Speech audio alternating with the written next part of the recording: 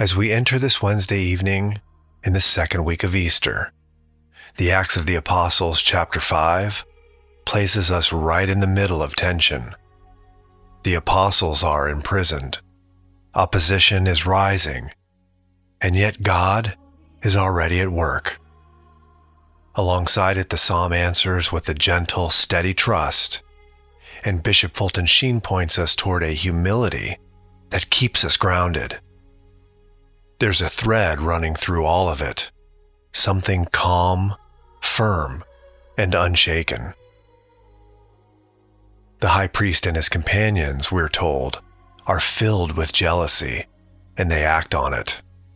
They seize the apostles and put them in jail, trying to silence what they cannot control. It's a very human reaction. When something threatens our position, our comfort, our sense of certainty, we push back. But what happens next doesn't follow the expected path. During the night, the angel of the Lord opened the doors of the prison, led them out, and said, "Go and take your place in the temple area and tell the people everything about this life." They are not freed to hide. They are not told to rest, regroup, or wait for a better moment. They are sent right back to the same place where they were first opposed. The freedom God gives them is not an escape from mission. It is a return to it. And they respond without hesitation. When they heard this, they went to the temple early in the morning and taught. There's no record of debate or delay, just obedience, direct and immediate. At the same time, we hear the echo of Psalm 34, the church's prayer rising alongside this moment. "I sought the Lord, and he answered me, and delivered me from all my fears." That feels lived. The apostles had every reason to be afraid: arrest, authority, consequences. But something deeper has taken root in them. The Lord hears the cries of the poor, not just materially poor, but those who know they are dependent, those who don't rely on their own strength to carry them through. Meanwhile, the authorities are left confused. The jail remains unlocked. The guards are still in place. Everything appears secure, and yet the apostles are gone. We found the jail securely locked and the guards stationed outside the doors. But when we opened them, we found no one inside. The irony in that moment: human systems remain intact, but they no longer hold what they were meant to contain. Then comes the report that must have unsettled them even more. The men whom you put in prison are in the temple area and are teaching the people. They are right back where they started. This matters for us because it shows us that when God moves, sometimes he moves in a way that gives us the courage to step back into it differently. Not with defiance or aggression, but with a clarity that doesn't depend on circumstances. Psalm 34 continues to give voice to that interior quality. "Look to him that you may be radiant with joy, and your faces may not blush with shame." There's a quiet confidence in that, one that doesn't come from proving something to others, but from knowing where you stand before God. We can recognize this in our own lives, even if the stakes look different. There are moments when we'd rather withdraw, stay quiet, or avoid a difficult situation altogether. A conversation we keep postponing. A responsibility we feel unprepared for. A witness to our faith that's uncomfortable in certain settings. And yet sometimes the invitation is not to step away, but to return with a different heart, not driven by fear, not shaped by pressure, not dependent on approval, just steady. The angel of the Lord encamps around those who fear him and delivers them. That doesn't mean life becomes easy, but it does mean we are not alone in it. The apostles are eventually brought back again, but without force, because they were afraid of being stoned by the people. Even in that detail, you can sense a shift. The authority that once seemed absolute is now being questioned, challenged. Something has changed, not just externally, but in the atmosphere itself.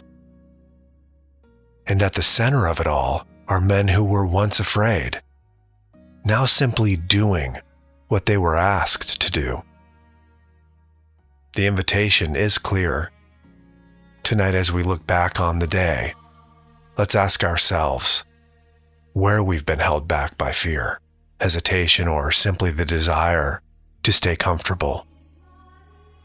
Because the Lord does hear the cry of the poor. He hears the quiet prayer we may not even have put into words. And he responds, sometimes not by removing the situation, but by strengthening us to walk into it with him. Embrace the freedom in that. Whatever it is you are facing, he is standing right next to you. Hello friends, it's Aaron. Welcome to the Sacred Heart family, where we pray together, walk with the saints, and reflect on the gospel every day. If this evening's reflection brings you peace, please like and subscribe. As we prepare our hearts for rest, we now turn to the wisdom of Bishop Fulton Sheen. Blessed finally are the poor in spirit intellectually. Blessed are the humble and the teachable, who like the shepherds know they knew nothing, or like the wise men who know they do not know everything. There's something deeply grounding in that kind of humility, not the kind that puts ourselves down, but the kind that simply recognizes we don't have it all figured out. It leaves room for God to teach us, to guide us, and maybe even to surprise us. We see that same posture in the apostles. They didn't rely on their own understanding of how things should unfold. They didn't try to outmaneuver the authorities or control the outcome. They listened, they followed, and they acted. That kind of openness isn't easy, especially in a world that often rewards certainty and quick answers. We like to feel in control. We like to feel prepared. But faith doesn't always move in that direction. Sometimes it asks us to admit we don't fully understand what's happening, and to trust anyway. That's where Sheen's words meet us. To be poor in spirit intellectually is to stay teachable, to approach life and our struggles with a willingness to learn rather than a need to be right or get what we want. In everyday life, that might look simple. Actually listening carefully in a conversation instead of preparing a response. Being open to correction without defensiveness. Letting God reshape how we see a situation rather than holding tightly to our initial reaction. It's quiet work, but it changes us over time. That's what gives the apostles their steadiness. They're not relying on their own wisdom or strength. They're receiving what they need, step by step, from the one who sends them. The peace we find in that, not because everything is clear, but because we're not carrying the weight of our crosses on our own. As this day comes to a close, let's rest in that.